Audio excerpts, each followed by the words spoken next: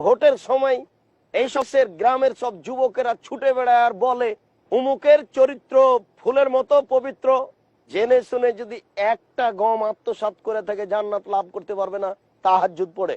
সম্মানিত দর্শক মন্ডলী, আপনি বিশ্বাস করুন, একাধিক সহিহ হাদিস, জেনে শুনে যদি কেউ 1 টাকা আত্মসাৎ করে থাকে তাহাজ্জুদ পড়ে জান্নাত লাভ করতে পারবে না, এরই নাম দায়িত্ব। সম্মানিত দর্শক মন্ডলী, আজ থেকে নিয়ে বাকি জীবন যদি কাবা ঘরে হজ করে, কাবা ঘরের গিলাপ ধরে যদি কান্নাকাটি করে, 10 পয়সার যদি 1 টাকা আত্মসাৎ করে থাকে তাহলে জান্নাত লাভ করতে পারবে না। অসম্ভব, এটা হতে পারে না। 10 টাকা জনগণের কাছে ফেরত দেওয়ার পরে জান্নাত হতে পারে। আল্লাহর নবী বলেন 4টি জিনিস যার মধ্যে আছে তার সবকিছু আছে। তার একটা হলো আমানতের রক্ষা, 2 সিদক হাদিসিন, সত্য কথা। সত্য কথা দিয়ে সবকিছু লাভ করা যায়। এ কারণেই তো আল্লাহর নবী বলছেন যে আনা জাইমুন বে বাইতিন ইয়াতরুকাল কিযবা ওয়াইন কানা মাযিহ।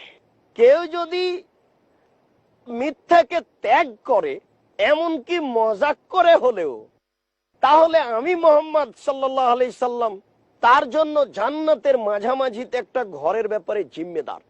আমি তাকে জান্নাতের মাঝামাঝিতে একটা ঘর নিয়ে দিব যদিও মিথ্যাকে ত্যাগ করে, মজাক করে হলেও। আল্লাহুস সামাদ। আল্লাহর নবী বলছেন যে যার ভিতরে সত্যতা রয়েছে তার সবকিছু রয়েছে, সে সবকিছু পেয়ে গেল। আল্লাহর নবী বলছেন ইন্নাল কিযবা ইনকিসুর রিজকা, নিশ্চয় মিথ্যে মানুষের সম্পদকে কমিয়ে দেয়। মিথ্যে খুব দোষণীয় জিনিস। নিশ্চয় মিথ্যে মানুষের সম্পদকে কমিয়ে দেয়। এ কারণে আল্লাহর নবী বলছেন যার ভিতরে সত্যতা রয়েছে তার সবকিছু রয়েছে, সর্ব ধরনের কল্যাণ রয়েছে। বুখারীর এক বিশাল হাদিসের একটা কথা আছে যে আল্লাহর নবী বলছেন জিবরাইল আর মিকাইল আমার 2 হাত ধরে বাইতুল মুকাদ্দাসের দিকে নিয়ে যাচ্ছেন। তো দেখলাম একটা লোক বসে আছে আর একটা লোকের হাতে একটা বাঁকা লোহার লাঠি রয়েছে। এই লোহার লাঠি তার মুখের ডান দিকে ঢুকিয়ে দিয়ে ফেড়ে পিছন দিকে নিয়ে যাচ্ছে, আবার লাঠিটা বের করে মুখের বাম দিকে লাগাচ্ছে, আবার এই ফেড়ে পিছন দিকে নিয়ে যাচ্ছে। এই বাম দিক ফেড়ে ফেলতে না ফেলতে ডান দিক ঠিক হয়ে গেছে, আবার লাঠি নিয়ে এসে আবার এরূপ করছে। আল্লাহ রাসূল বললেন একই দৃশ্য। তো জিবরাইল আলাইহিস সালাম পরে বললেন ওই যে যাকে আপনি দেখেছিলেন যার মুখ বাঁকা লোহার লাঠি দিয়ে ফেড়ে ফেলা হচ্ছে, ও হচ্ছে মিথ্যুক। আল্লাহুস সামাদ। মিথ্যার পরিণতি খুবই কঠিন। এ কারণে আল্লাহ রাসূল বলছেন যার ভিতরে সত্যতা রয়েছে তার সবকিছু রয়েছে। রাসূল সাল্লাল্লাহু আলাইহি ওয়াসাল্লাম বলেন 3 হুসনু খালিকাতিন, সুন্দর চরিত্র। সুন্দর চরিত্র দিয়ে দুনিয়ার সফলতা অর্জন করা যায়, সুন্দর চরিত্র দিয়ে পরকালের সফলতা অর্জন করা যায়।